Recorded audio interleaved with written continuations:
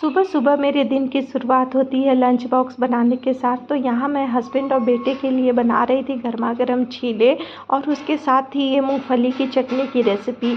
तो आज का यही स्पेशल मेन्यू था। सुबह सुबह मैं सोचती हूँ कि जो भी चीज़ बने वो इंस्टेंट बन जाए। तो यहाँ छीला बन रहा था। तो यहाँ छीले में मैंने बहुत सारी चीज़ें ऐड की थी, जैसे कि सूजी था, बेसन था, आटा था, हल्दी, नमक।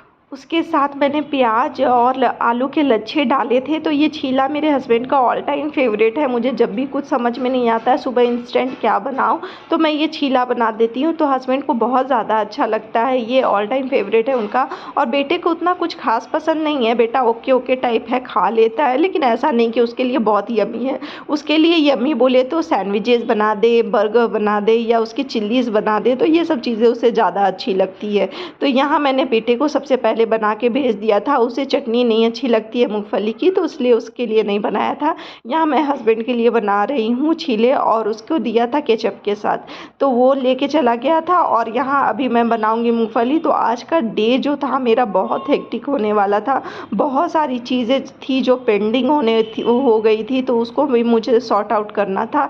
तो जल्दी जल्दी मैं सोच रही थी कि हस्बैंड को भेज के फिर उसके बाद मैं अपने बाकी के काम करूँगी। और यहाँ मूंगफली के छीले उतारने के लिए मैं एक ट्रिक यूज़ करती हूँ। मैं नॉर्मली इसे हैंकी में डाल देती हूँ और हाथों से रब करती हूँ, जिससे मेरा बहुत ज़्यादा टाइम बच जाता है। मूंगफली के छीले आराम से बहुत अच्छे से इजी वे में निकल जाते हैं और मुझे इसमें मेस भी नहीं होता है। नहीं तो आप हाथों से करोगे तो बहुत टाइम टेकिंग होता है और मेस भी फैलता है। अब इसे मैं छान के नॉर्मली इसे यूज़ कर सकती हूँ। और छानने के लिए मैं क्या यूज़ करती हूँ, ये चीज़ यूज़ करती हूँ। ये तो सभी के घर में होता है, जिसे मूंगफली का सेल ना बहुत अच्छे से निकल जाता है। ये बहुत ईजी वे में हो जाता है। तो ये शॉर्टकट तरीका है जो आपके लिए बहुत काम आ सकता है। मूंगफली को जब भी आप छीले तो इस तरह से छील ले तो बहुत ईजी पड़ता है। ये तो सभी के घर में होता है।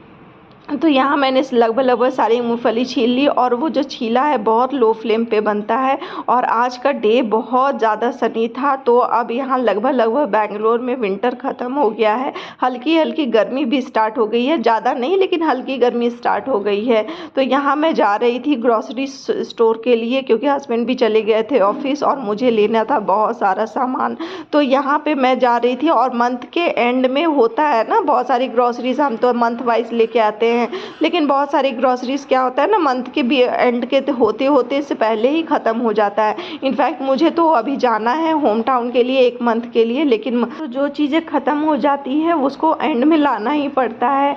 मुझे एक साइड में थॉट था कि मैं थोड़ा थोड़ा ही लेके आऊँगी, क्योंकि क्या है ना ख़राब चीज़ें हो जाती है। 1 मंथ का गैप है तो बहुत सारी चीज़ें रखी रखी ख़राब हो जाती है। तो यहाँ मुझे थोड़ा ज़्यादा सामान लेना था, तो मैंने सारे बैग पैक कर लिए, जो भी अपना कैरी बैग होता है लेने का। उसके बाद मैं दिमाग में सोच रही थी कि क्या क्या लेना है। और होता क्या है ना, वहाँ पे याद नहीं आता है, और जैसे ही मैं घर आऊँगी कुकिंग करने के लिए जाऊँगी तो अरे ये भी लेना था, वो भी लेना था। ऐसे तो मैंने एक साइड में थोड़ा सा नोटपैड बना लिया अपना नोटपैड से।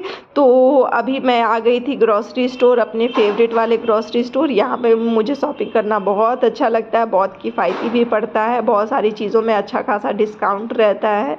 तो यहाँ मुझे मैगी लेना था, तो उसके साथ मैं देख रही थी और भी कुछ चीज़ें याद आए। जैसे मैं घर आ गई तो मुझे याद पड़ा मैंने जैगरी पाउडर लिया ही नहीं। मुझे जैगरी पाउडर एकदम ख़त्म था, तो वो लेना था, लेकिन मैं भूल गई। इतना इतना कम चीज़ें रहती है ना दिमाग में कि वो दिमाग से ही निकल गया। अब ठीक है, मुझे नेक्स्ट टाइम जाना होगा तब मैं ले पाऊँगी। और यहाँ चॉपिंग बोर्ड ये वाला अच्छा लग रहा था मुझे, लेकिन यहाँ थोड़ा सा ये डैमेज था तो मैंने इसे छोड़ दिया। फिर मैंने बिलिंग काउंटर पे गई और सारा चीज़ों के बिलिंग करवाई। नाना करते करते ना बहुत सारी चीज़ें हो गई, एक लंबा सा बिल तैयार हो गया। तो इस सब चीज़ों को मेरे छोटी सी स्कूटी में एक एडजस्ट करना भी एक टास्क है। फिर सब चीज़ों को मैं उठा के घर पे लेके आई और मेरी हालत ख़राब हो चुकी थी इतनी सारी शॉपिंग कर करके। सुबह से मैं जो 6 बजे से लगी हुई थी, खड़े खड़े मुझे 10 बज गए थे। पता नहीं टाइम कैसे निकल जाता है। अभी और भी काम बाकी है। अब मैं सोच रही थी थोड़ा रेस्ट ले लेती हूँ, लेकिन रेस्ट का टाइम नहीं था, क्योंकि इसमें बहुत सारे सामान ऐसे थे जो फ्रिज आइटम्स थे। तो मुझे एज़ सून एज़ पॉसिबल मुझे ऐसे इसमें फ्रिज में रखना था इसको। तो मैंने सोचा कि रख ही देती हूँ सारी चीज़ें। तो मैं सबको निकाल रही थी कि क्या क्या चीज़ें हैं। जो फ्रिज वाले आइटम है उसको मैं फ्रिज में घुसा दूँगी। तो यहाँ मैं कर्ड लेके आई थी, तो सब चीज़ मैं लिमिटेड लेके आई हूँ। ग्रॉसरीज़ लाने के बाद सबको सेट करना भी एक टास्क हो जाता है, तो मैंने सोचा कि थोड़ा-सा आराम लूँगी, थोड़ा-सा मोबाइल देखूँगी, लेकिन अभी नहीं, मेरे पास एकदम टाइम नहीं है, 10 बज गए हैं और 2 घंटे में मुझे घर के सारे काम भी ख़त्म करने हैं। तो ये टॉप रेमन, हम लोग मैगी नहीं खाते, हम लोग टॉप रेमन खाते हैं, इसका टेस्ट हमें ज़्यादा अच्छा लगता है। और मैदा-वैदा सब लेके आ गई थी, क्योंकि मैंने गुलाब जामुन बनाने का डिसाइड किया था।